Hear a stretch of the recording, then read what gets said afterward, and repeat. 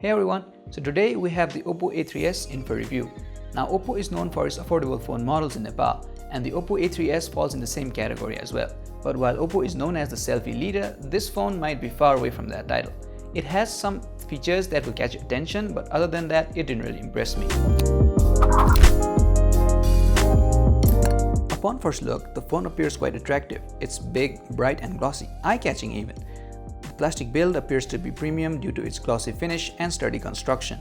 You can really feel it in your hands. The glossy finish means it's prone to finger smudges, but it comes with a rubber case in the box. And the phone is big. I mean, it's really big, which might be due to its large battery though. However, the phone's curvy edges give it some grip, and even though it's huge, it's easy to hold.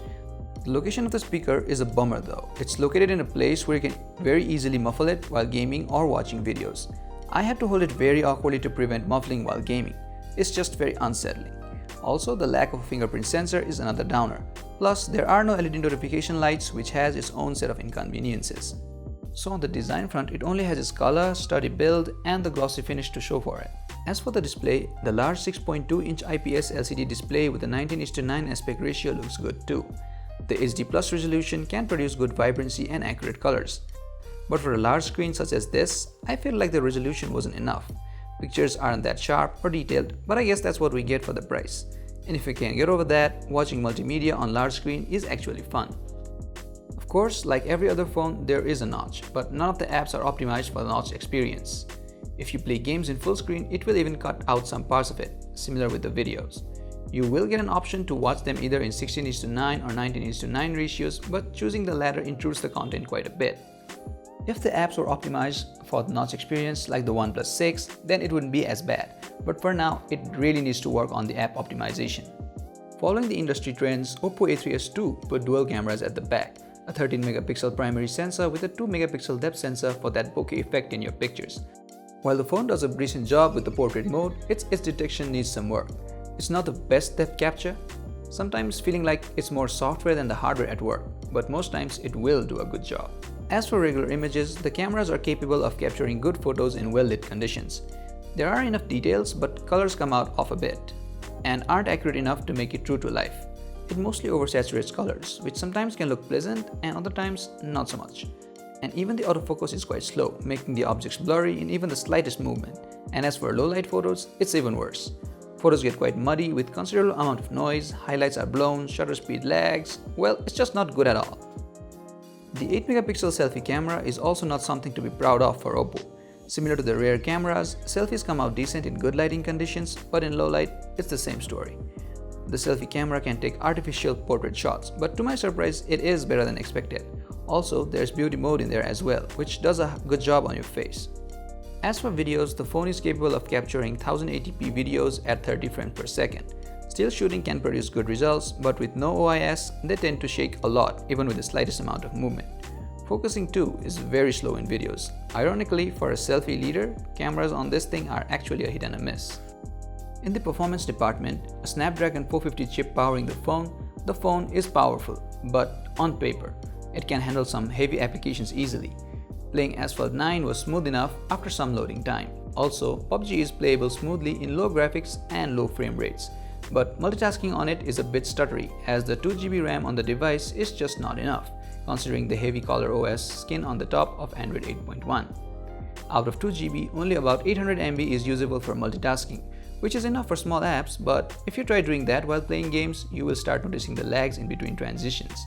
Even launching YouTube with some apps open in the background takes quite a while. I mostly blame the heavy Color OS skin for this because there's a lot squeezed into the software and there's plenty of bloatware in it as well. And since there's a lot going on with the UI, you will need to get a lot of time to use to it. Multitasking tray shows only the icons of the app running in the background and not their windows. But the thing that annoyed me the most was not being able to swipe and remove the notifications. You have to swipe left and delete them, which is very unsettling and time consuming as well. However, there are some noteworthy features. Take Game Space for example. This app is very useful while playing games. It tweaks the graphics and offloads some memory so that you can play heavy games like PUBG on it really well. But even so, there will be some stutters as the small RAM can only do so much. As for the storage, Oppo A3s only has a 16GB memory on board. But there's a dedicated micro SD card slot through which you can add up to 256GB of storage, which you will definitely need. because if you just add a few games on it, you'll begin to get low storage notifications.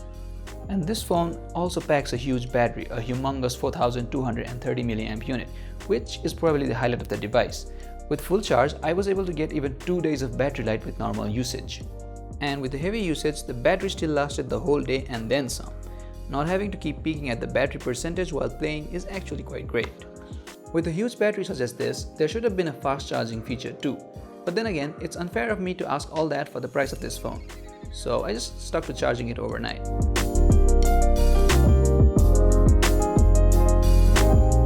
All in all, I have pretty mixed feelings about this phone. It does feature a good design and a good enough display.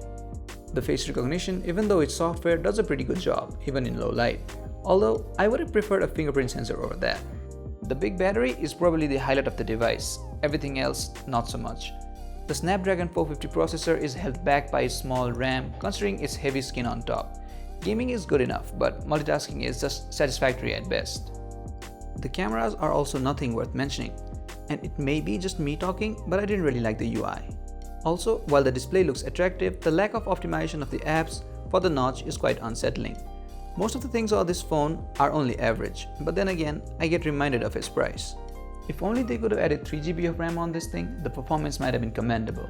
But then again, it might have increased the price as well. However, due to lack of good competition for the phone in this price segment, the Oppo A3s might just be a good deal. Well, that was it for today's review. Stay tuned for more. Until then, I'm Johnson for Gadget Byte, signing off.